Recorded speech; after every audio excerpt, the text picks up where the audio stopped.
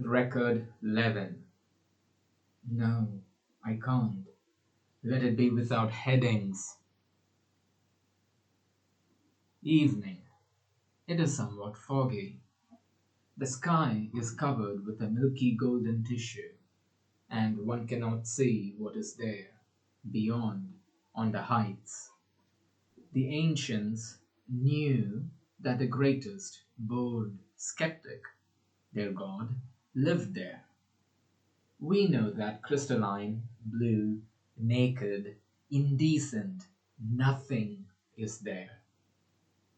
I no longer know what is there. I have learned too many things of late. Knowledge, self-confident knowledge, which is sure that it is faultless, is faith. I had firm faith in myself. I believed that I knew all about myself. But then I look in the mirror, and for the first time in my life, yes, for the first time in my life, I see clearly, precisely, consciously, and with surprise, I see myself as some him. I am he, frowning, black straight brows. Between them, like a scar, there is a vertical wrinkle. Was that wrinkle there before? Steel grey eyes, encircled by the shadow of a sleepless night. And behind that steel, I understand. I never knew before what there was behind that steel. From there, this there is at once so near and so infinitely distant. From there, I look at myself, at him, and I know surely that he, with his straight brows, is a stranger, and I meet him here for the first time in my life. The real I is not he. No, period. All this is nonsense, and all these foolish emotions are only delirium, the result of last night's poisoning. Poisoning? With what? With a sip of that green poison? Or with her? It matters little. I write all this merely in order to demonstrate how strangely confused our precise and sharp human reason may become. This reason, strong enough to make infinity, which the ancients feared so much, understandable by means of this which buzzes. Number R13. Well, I'm even glad. Alone I should. 20 minutes later. On the plane of this paper, in a world of two dimensions, these lines follow each other, but in another world, they. I'm losing the sense for figures. 20 minutes. Perhaps 200 or 200,000. It seems so strange, quietly, deliberately, measuring every word, to write down my adventure with R. Imagine yourself sitting down at your own bed, crossing your legs, watching curiously how you yourself shrivel in the very same bed. My mental state is similar to that. When R13 came in, I was perfectly quiet and normal.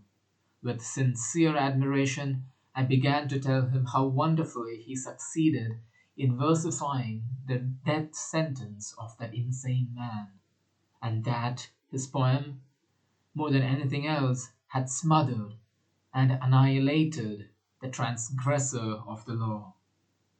More than that, I said, if I were ordered to prepare a mathematical draft of the machine of the well-doer, I should undoubtedly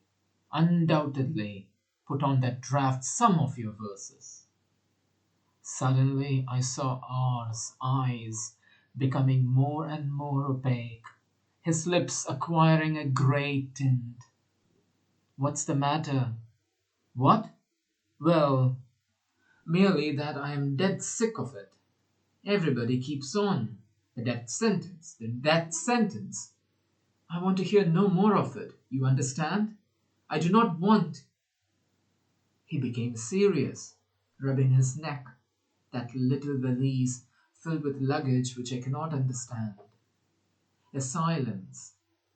There, he found something in that little valise of his, removed it, unwrapped it, spread it out.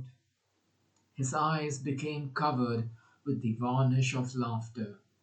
He began, I am writing something for your integral. Yes, I am.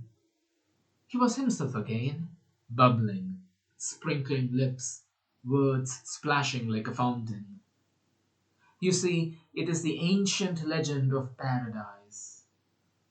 P like a fountain. That legend referred to us of today, did it not? Yes, only think of it.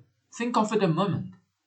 There were two in paradise, and the choice was offered to them happiness without freedom, or freedom without happiness. No other choice. Tertium non datur. They, fools that they were, chose freedom. Naturally, for centuries afterward, they longed for the fetters of yore. This was the meaning of their world weariness.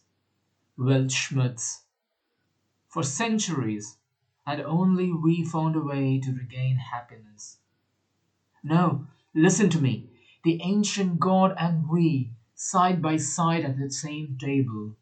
Yes, we helped God to defeat the devil indefinitely and finally. It was he, the devil, who led people to transgression, to taste pernicious freedom. He, the cunning serpent. And we came along, planted a boot on his head, and squash. Done with him. Paradise again. We return to the simple mindedness and innocence of Adam and Eve. No more meddling with good and evil and all that. Everything is simple again.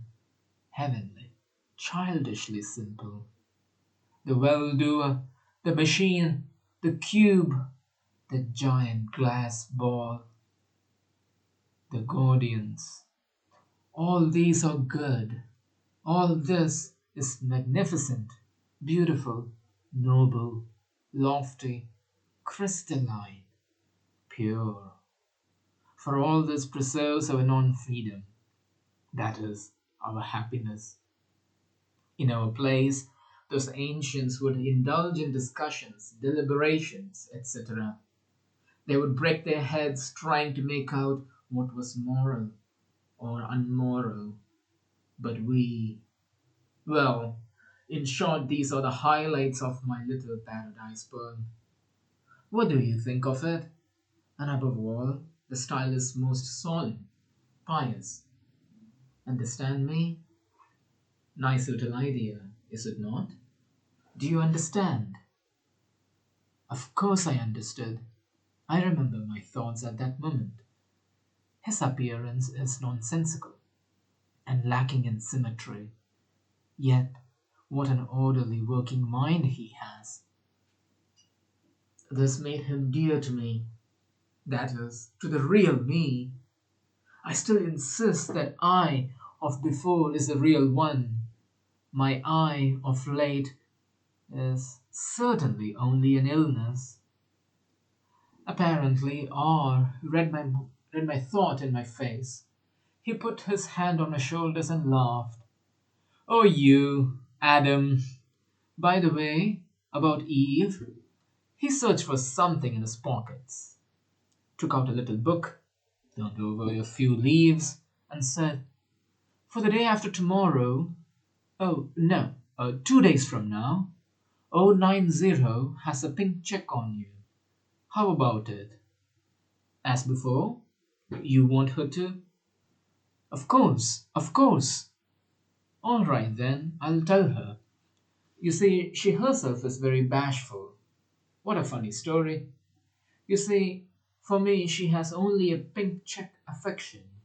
But for you, and you did not even. come to tell us how a fourth member sneaked into a triangle. Who is it? Repent, sinner, come on. A curtain rose inside me, rustle of silk, green bottle, lips. For no reason whatsoever, I exclaimed, "Oh, why didn't I restrain myself at that moment? Tell me, R, how did you ever have an opportunity to try nicotine or alcohol?" R sucked in his lips, looked at me from under his brows. I distinctly heard his thoughts, friend though he is yet. And you answered, "What shall I say? Strictly speaking, no. But I know a woman." "I-330!" I cried. "What? You? You also?" R was full of laughter. He chuckled, ready to splash over. My mirror was hanging in such a way that, in order to see R clearly, I had to turn and look across the table. From my armchair, I could see now only my own forehead and eyebrows. Then I, the real I, suddenly saw in the mirror a broken, quivering line of brow. I, the real I, heard suddenly a wild, disgusting cry. What? What does that also mean? What does it also mean? I demand. Widely parted negro lips, eyes bulging. I, the real I, grasped my other, wild, hairy, heavily breathing self forcibly. I, the real I, said to him, to R, "In the name of the well-doer, please forgive me. I am very sick. I don't sleep. I do not know what is the matter with me." A swiftly passing smile appeared on his thick lips. "Yes, yes, I understand. I understand. I am familiar with all this. Theoretically, of course. Goodbye." At the door, he turned around like a little black ball, came back to the table, and put a book upon it. "This is my latest book. I came by to bring it to you.